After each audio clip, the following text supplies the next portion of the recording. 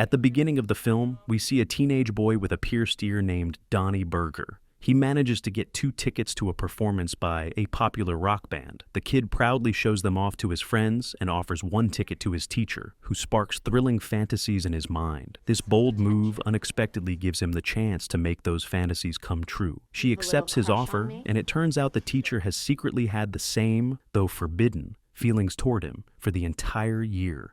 You know, I've been watching you all year, Donnie. When you hit that shot to beat fair. Hiding them until the right moment. Gum in your mouth, Donnie.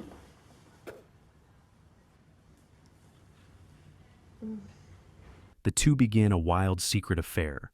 It's happening right now in my office. Okay, awesome. Which accidentally becomes public in front of a huge audience. Their romance goes beyond the walls of the school. Adenoy. Who, me? President, I promise to. So good at this.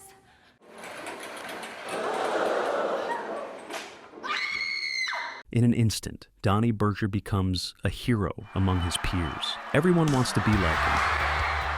Soon, however, it's revealed that the teacher, Mary, is pregnant, and Donnie, because of this story, becomes a TV show star, making huge amounts of money as his popularity skyrockets. But the happy ending is far off. Mary ends up in prison, and their child is left in the care of Donnie's clueless father. The court grants custody of the unborn child to Donald Berger's father.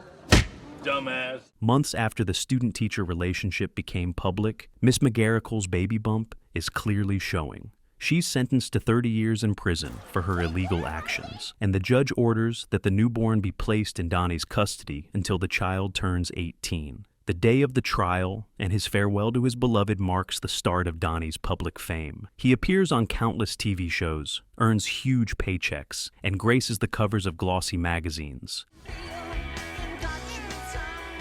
Years pass. Once successful Donnie Berger now drives a beat-up car, drinks beer in the afternoon, and gets a call from his lawyer telling him he owes $43,000 in back taxes. Failure to pay could mean 3 years in prison. Donnie, who once made enormous sums, never paid taxes, thinking they were deducted automatically. To make matters worse, he must pay by the end of the week to avoid jail, but he only has $28 in his pocket. The lawyer offers him 2 options. Bet $20 on a Boston Marathon runner nicknamed Fatty, whose odds are 8,000 to 1. Or ask his son for money. It turns out the boy Donnie named Han Solo moved out at 18 and has been avoiding him ever since. Meanwhile, a promising young financier named Todd Peterson is with his fiancée, Jamie. She excitedly shows him a newspaper front page featuring their photo and an announcement of their upcoming wedding. Todd, however, seems uneasy about the publicity. Our faces, our names, anyone could find us, he says. Concerned, Jamie asks if he's taken his antidepressants today and reassures him that they will have the most beautiful wedding ever. Drinking at his favorite bar, Donnie wonders how to come up with the money to pay his taxes and avoid prison. The only thing he knows how to do is be himself, but his days of TV glory and massive paychecks are long gone. Holy cow, that's my son!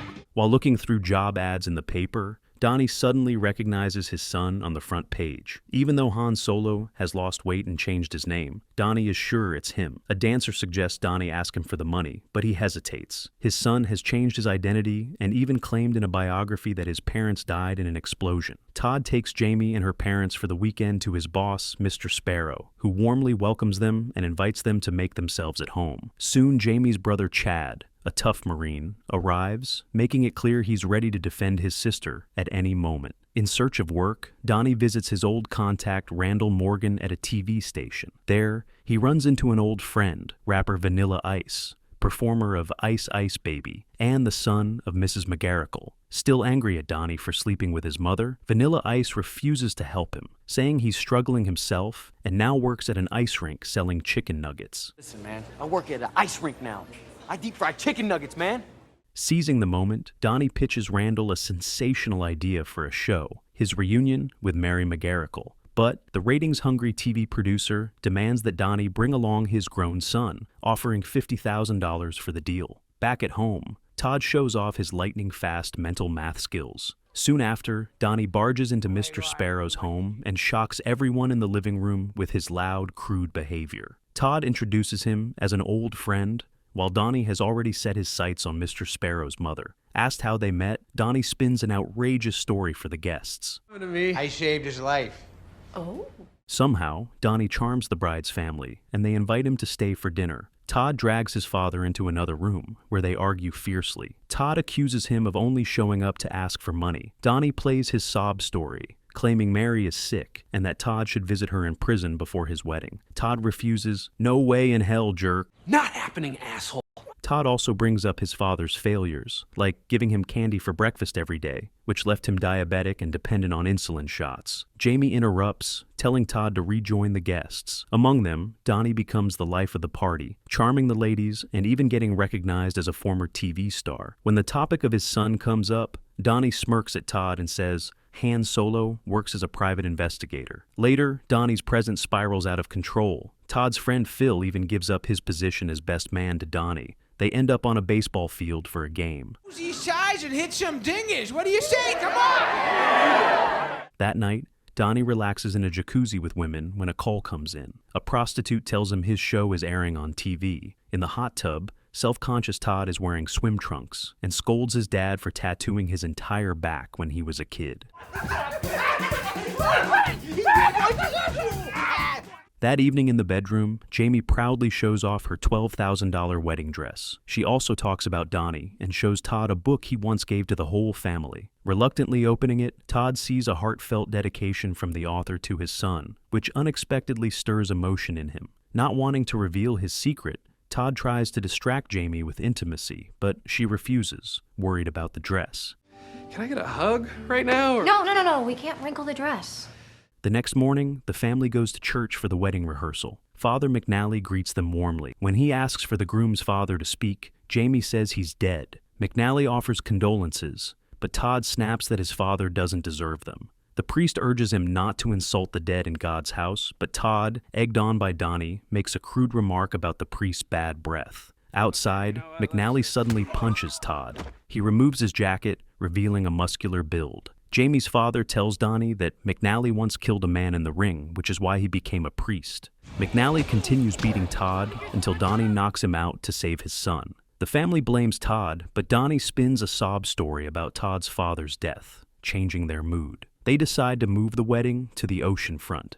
Jamie leaves for her bachelorette party, while Todd's bachelor party turns out to be a spa day with rosewater drinks, clay masks, massages, and pedicures. Bored, Donnie suggests they head somewhere more exciting. He promises 6 women who will kiss them everywhere in 10 minutes. They end up at Donnie's favorite club, drinking and partying with half-naked women. Afterward, Donnie sends the guys home so he can be alone with Todd, giving him a wedding gift, a feather earring that Mary once gave him. After some hesitation, Todd gets his ear pierced and says it makes him feel more manly. They then visit Vanilla Ice, who stuffs Todd's pocket with chicken nuggets, and the 3 set off for more adventures. Father and son bond, with Donnie teaching him to ride a bike and giving him the love he never had as a child. Todd even offers to visit his mother in prison, but Donnie, now feeling genuine love and guilt, tries to talk him out of it. We go to the prison? Yeah, I'll go. The next morning, Todd goes anyway, calling Donnie on the way. Donnie races to stop him from meeting TV producer Randall Morgan, but fails. Surrounded by a camera crew, Todd realizes the truth. "So that's why you came to me." Donnie confesses his tax problem, but Todd refuses to help. Randall says Donnie won't get paid unless Todd signs over the rights to the footage. Knowing he's lost his son, Donnie tries to win over Jamie instead, hoping she'll reconcile them. He goes to her hotel room with ice cream, but hears suspicious sounds and climbs the balcony to catch her cheating.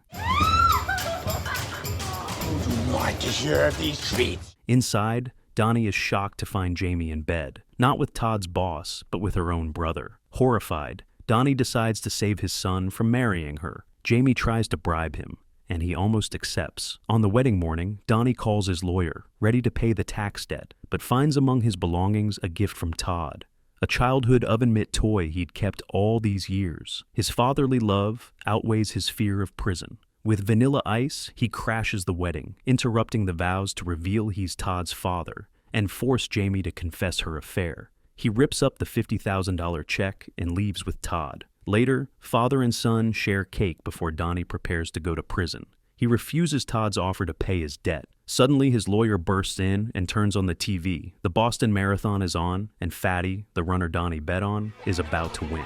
Against all odds, he crosses the finish line first, earning Donnie $160,000.